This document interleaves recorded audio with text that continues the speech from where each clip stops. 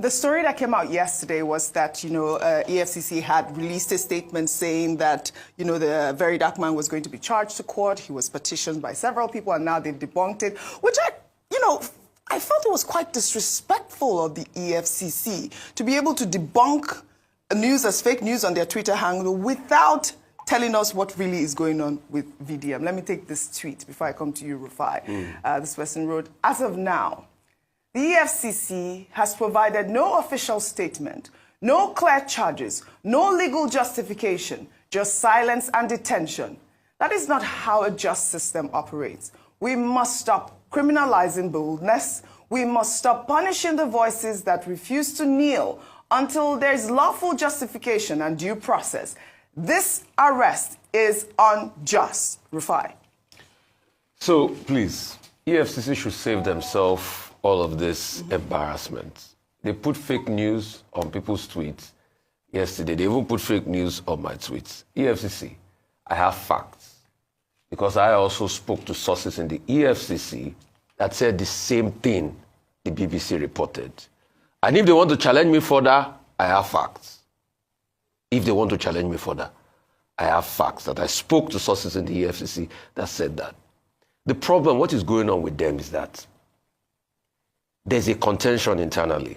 At first, they want to get the charges out first before they release a statement. That is what is happening. And the process of getting those charges out is still delaying. And my advice has always been, do not allow for an information lacuna. And that's why when I was speaking to those sources, those were my exact words. Don't allow for an information lacuna. Accept, and also the fact that it was a multi-security agency exercise that happened.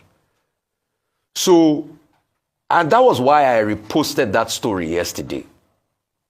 I reposted that story when I saw it of the BBC because I thought, oh, they had even come out to take a position on this. Vanguard too also spoke yesterday to some EFCC sources that said the same thing. In fact, they even set a date where it's going to be released. But I, Rufai Hussain, can totally confirm to you, I spoke to EFCC sources. And if they want to challenge me, I would provide my facts. And that was what they said. So maybe in the coming days, they'll be able to release, what is it called, a statement with the charges against him. Yes. Every state, in fact, every media house, TV station reported, most TV stations reported it yesterday. Yeah. It's quite Secondly, viral. this constantly keeping this man, and the way he was arrested is in gestaporic style. I'm not saying people cannot write petitions against him. It's for you to investigate the petition. Let the man have his day in court. And that's why you're seeing all these protests. Yes. That's just pure and simple. And like I said earlier, I feel like it is quite disrespectful for the EFCC not to release a statement, given the fact that there's all of these, outrage out there, people out there, young voices out there protesting against the sort of abduction, as it were. I'll take this tweet from Atiku Abubakar. Well, he actually has reacted to VDM's arrest in a post on X. He described the arrest as a blatant abuse of power by the Tinubu administration and condemned the activists' continued detention without formal charges. His tweet reads, "The arrest and continued detention of social media influencer and outspoken critic Martin Osher, widely known as Very Dark Man, by the Economic and Financial Crimes Commission, is yet another blatant abuse of power by the Tinubu administration, which has made political repression a hallmark of its rule. Even more alarming is the fact that Martin Osher remains in custody without any formal charges, is a flagrant violation of his constitutional rights and a chilling reminder of the growing authoritarianism under this government. This latest episode is part of a disturbing pattern, the Tinubu regime's relentless assault on the fundamental freedoms of Nigerians, particularly those who dare to speak truth to power or align with the political opposition.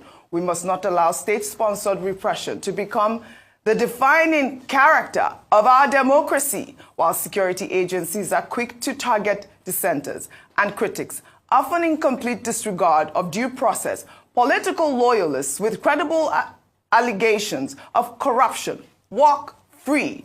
trading psychophancy for immunity.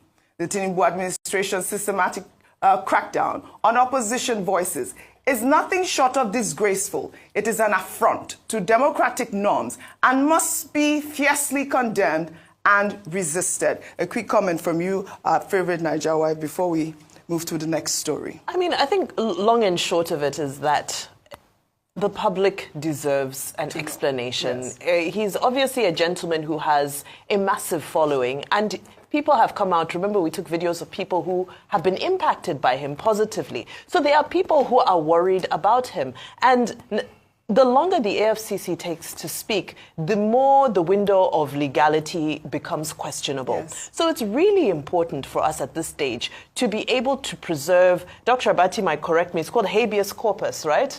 Which is around unlawful detention. Yeah. Because we can't degenerate to a country where, you know, people, now we've set a precedent where people can just be detained and held without explanation. I was just reading a statement from Deji Adeyanju, I believe from this morning, where he's saying that he is yet to receive, as the lawyer, an official petition from the EFCC. So he still doesn't know, in his own words, he still doesn't know why his client is being detained. Oh, but I thought he released a statement. The law firm released a statement saying that it was cyber stalking that he was being arrested for. He was being detained for. Yeah, we read that full statement yesterday. No, they did. No, EFCC did show them a document, according to Deji, saying that he was held on the grounds of cyber stalking. So you can, that's what so it you is can at see this point. that EFCC now has not shot themselves in the foot, because if Deji Adeyanju claims they showed them a document that talked about cyber stalking, and they said the BBC story was false, you can see EFCC are the ones lying. Yeah, BBC because that was what BBC reported. No, BBC is reporting multiple